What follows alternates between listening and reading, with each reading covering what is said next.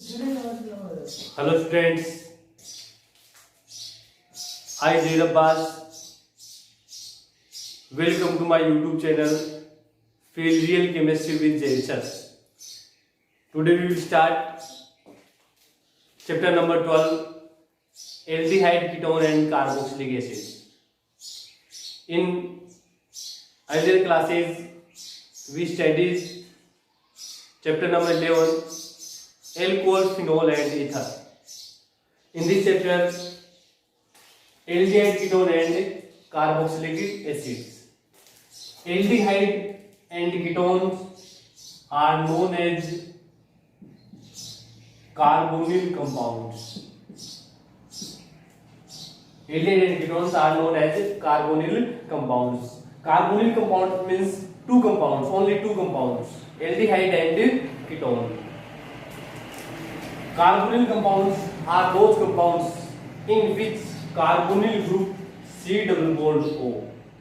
Carbonyl group C double bond O and its free properties are present, known as carbonyl compounds. Those compounds in which carbonyl group and its free properties, main important point, free properties are present, then compound is known as carbonyl compounds. There are two types of carbonyl compound, means aldehyde and ketone. Aldehyde means CHO or represented C double bond OH.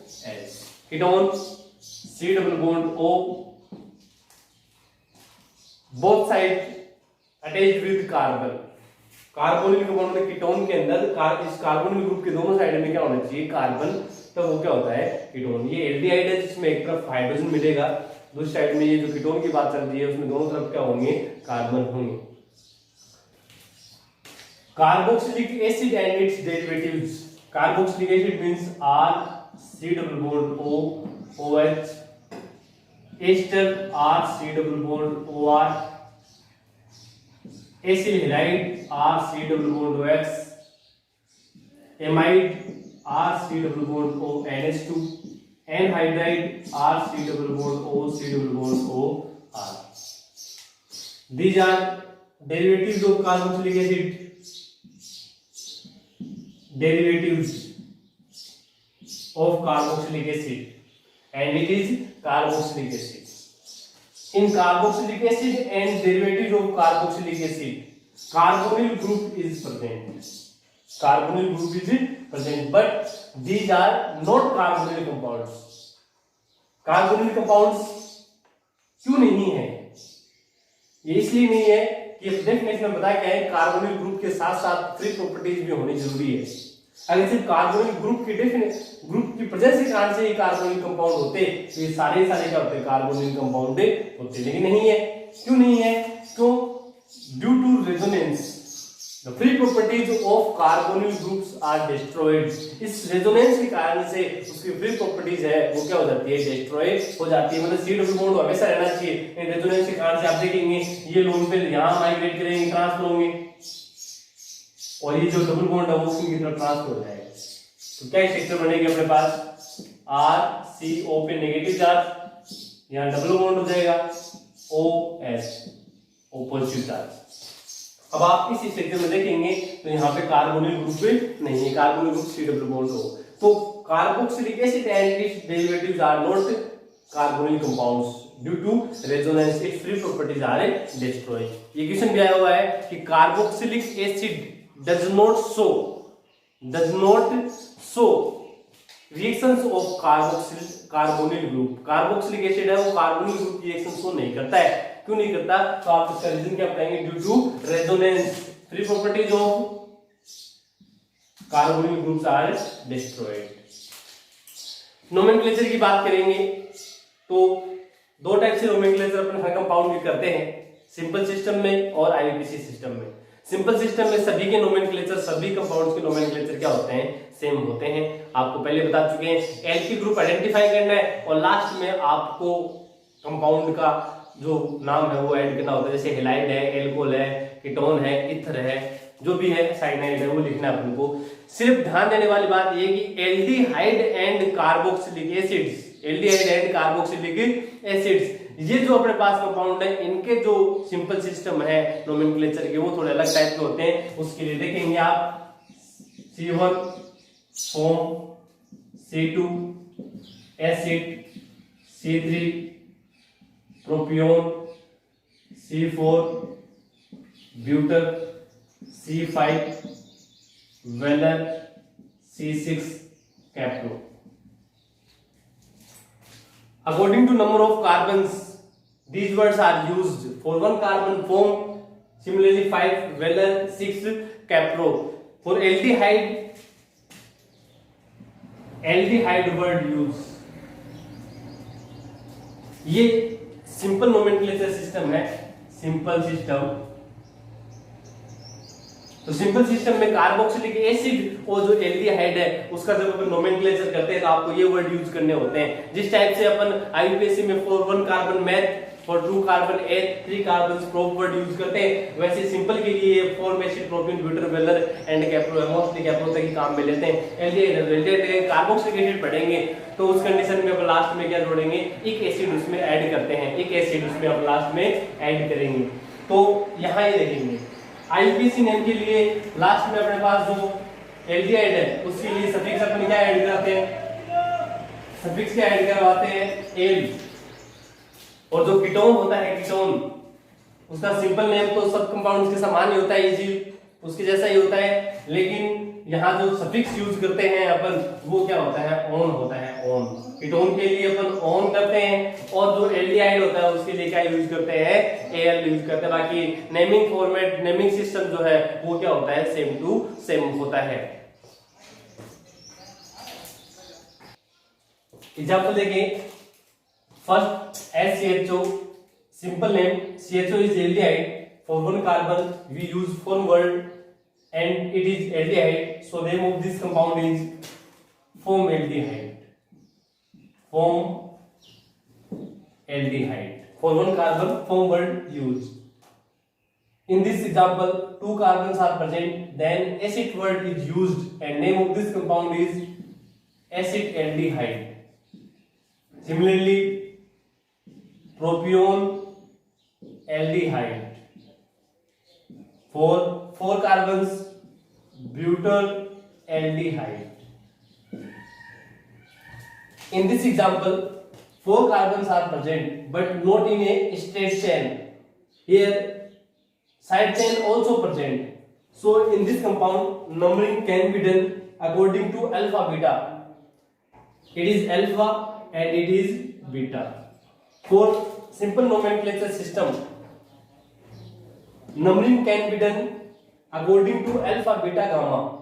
But in IUPAC we know that 1, 2, 3 numbers are used. कहने का मतलब ये कि simple system में जब आप numbering करते हैं, नंबरिंग करनी पड़ जाए आपको तो अल्फा, बीटा, गामा के हिसाब से करनी होती है, जबकि IUPAC में तो अपन 1, 2, 3 वर्ड नंबर्स काम में लेते हैं। यहाँ पता है आपको अल्फा, बीटा, गामा का पहले बता चुके हैं अपन। जो फंक्शनल ग्रुप होता है उससे अटैच्ड कार्बन अल्फा, अल्फा से आगे वाला कौन सा होता है, बीटा। तो अल्फा पर क्या अटैच्ड है, मैथिल, तो नेम होगा इसका अल्फा मैथिल। रिमेनिंग जो है वो 3 कार्बन्स है तो प्रोपियोन, लास्ट में aldehyde.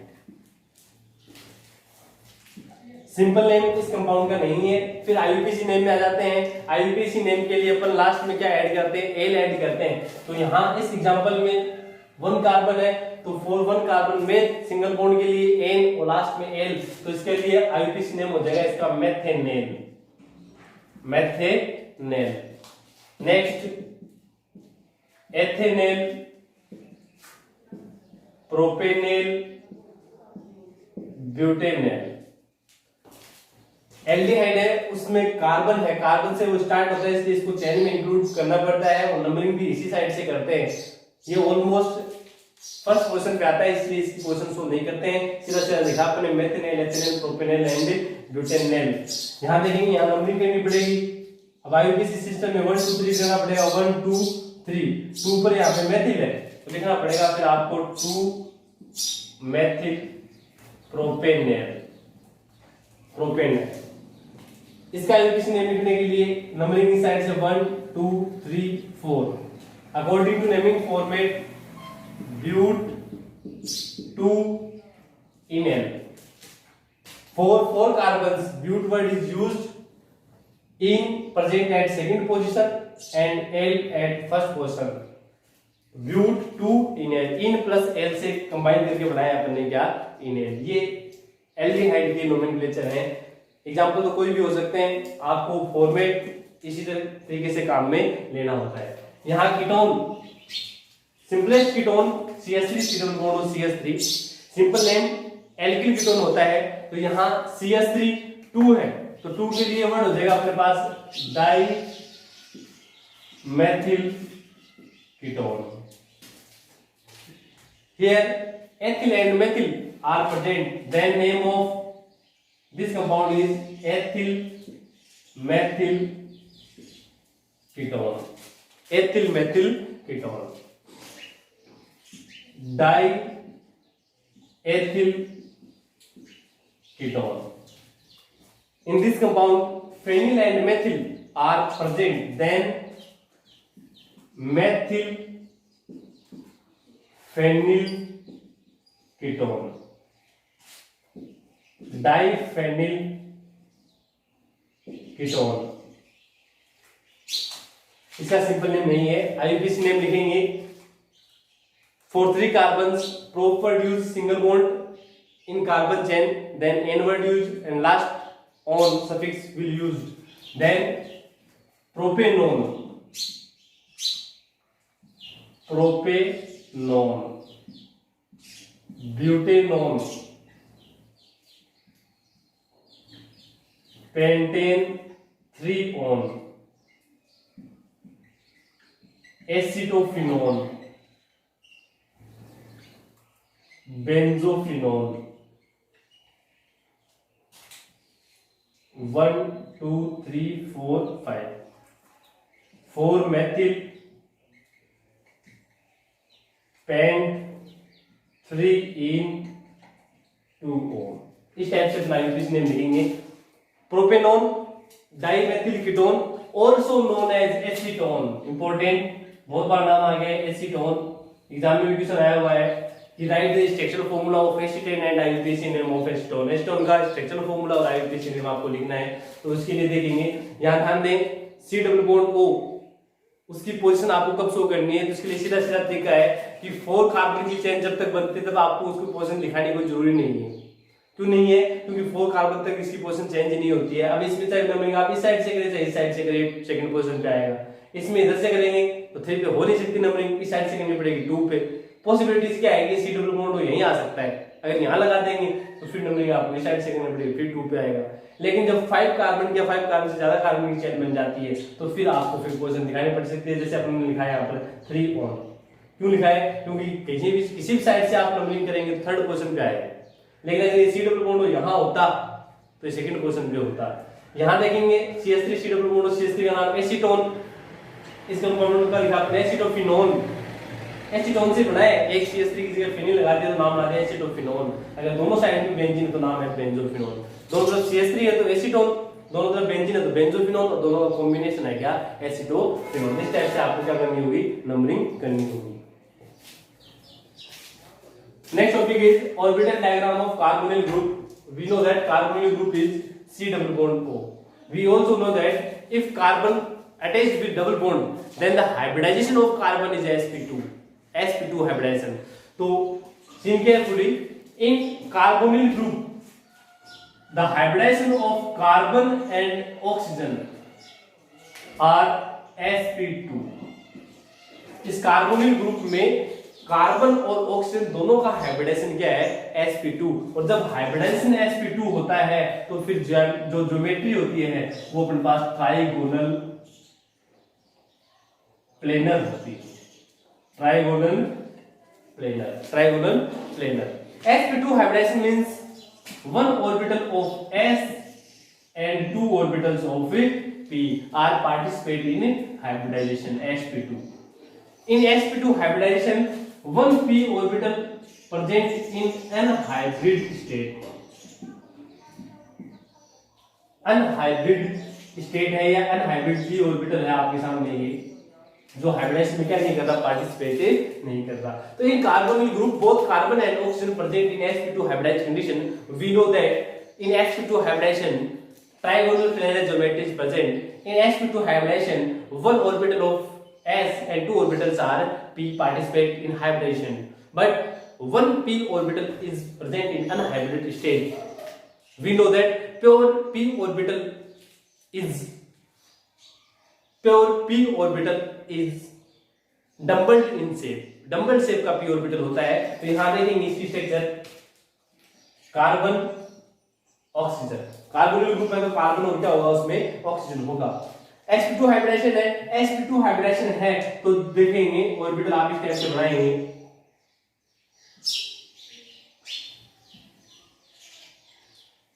It is trigonal planar in shape, trigonal planar shape है। क्यों है ये, क्यों बनाई है, क्योंकि हाइब्रिडेशन sp2 और sp2 में ट्राइगोनल प्लेनर ही होता है। ऑक्सीजन है उसका हाइब्रिडेशन भी sp2 है तो यहां पर भी देखेंगे आप इस टाइप से ये ट्राइगोनल प्लेनर अपन ने दोनों पे बना दी है क्योंकि दोनों का हाइब्रिडेशन sp2 है। फिर इसका sp2 हाइब्रिडेशन, इसका sp2 हाइब्रिडेशन, तो यहाँ कार्बन पे और ऑक्सीजन दोनों पे एक एक अनहाइब्रिड p ऑर्बिटल है तो उसकी डबल शेप आपको बनानी पड़ेगी इस टाइप से, double shape. There are two types of overlapping. There are two types of overlapping. We studied in 11th class. Head-to-head overlapping and side-by-side overlapping. Due to head-to-head overlapping, sigma bonds are formed, but by side-by-side overlapping, pi bonds are formed. In carbonyl group, one sp2 hybrid orbital of carbon and one of oxygen are overlapped head-to-head and form sigma bond. Head to head overlapping करते हैं। तीन तीन जो अपने पास sp2 hybrid orbital है, तीन इसके पास, तीन इसके पास, उसमें से एक एक है वो हेड टू हेड ओवरलैपिंग कर लेते हैं और सिग्मा बॉन्ड बनाते हैं। अनहाइब्रिड p ऑर्बिटल है वो साइड बाय साइड ओवरलैपिंग करते हैं, साइड से कनेक्ट होते हैं और जब साइड बाय साइड ओवरलैपिंग होती है तो फिर हम जानते हैं कौन सा बॉन्ड बनता है, पाई बॉन्ड का फॉर्मेशन होता है, पाई बॉन्ड यहाँ पर बन जाता है। Both remaining two unhybrid orbital of oxygen having lone pairs, oxygen के दोनों जो अनहाइब्रिड ऑर्बिटल और सॉरी दोनों जो हाइब्रिड ऑर्बिटल बचे हैं उनमें क्या प्रेजेंट होते हैं, lone pair. But two sp2 hybridized orbitals of carbon participate for the bonding of sigma bond। यहाँ ये कार्बन के जो दोनों ऑर्बिटल्स हैं वो सिग्मा बॉन्ड बनाने में क्या करते हैं, पार्टिसिपेट करते हैं, चाहे वो हाइड्रोजन हो चाहे वो कार्बन हो, किसी के साथ भी क्या बना सकते हैं, सिग्मा बॉन्ड बना सकते हैं। अगर अपने पास यहाँ हाइड्रोजन है, मतलब हाइड्रोजन हो सकता है तो यहाँ पर ये बॉन्ड बन जाएगा हेड टू हेड से, कौन सा बॉन्ड बनेगा, सिग्मा। और similarly hydrogen and sigma bond, these are unhybrid p orbital. यहाँ हेड टू हेड है और ये साइड बाय साइड क्या है, ओवरलैपिंग है। तो ये है कार्बोनिल ग्रुप का ऑर्बिटल डायग्राम। ये आरबीसी 2016 में आया हुआ है, क्वेश्चन था draw the label diagram of orbital diagram of carbonyl group. यहाँ इसे आप देख सकते हैं, यहाँ कार्बन और यहाँ क्या है, oxygen, carbon oxygen. Sigma bond means single bond, pi bond means double bond. Oxygen के पास क्या है, लोन पेयर है, वो कार्बन दो क्या बना रहा है, सिग्मा बॉन्ड। यही होता है अपने पास क्या, कार्बोनिल ग्रुप। ये बताया अपने कार्बोनिल ग्रुप। नेचर की बात करेंगे तो carbonyl group is polar in nature. कैसे नेचर का होता है, polar, because oxygen high electronegative atom in compare to carbon, so the shared electron goes to oxygen, so oxygen bear negative charge and carbon bear positive charge. Polar nature का होता है, जब भी आप E+ electrophile का attack करवाना चाहेंगे तो ऑक्सीजन पे ऐड होगा और न्यूक्लियोफाइल का अटैक कराना चाहेंगे तो कार्बन पे पॉजिटिव चार्ज होगा। Thank you student.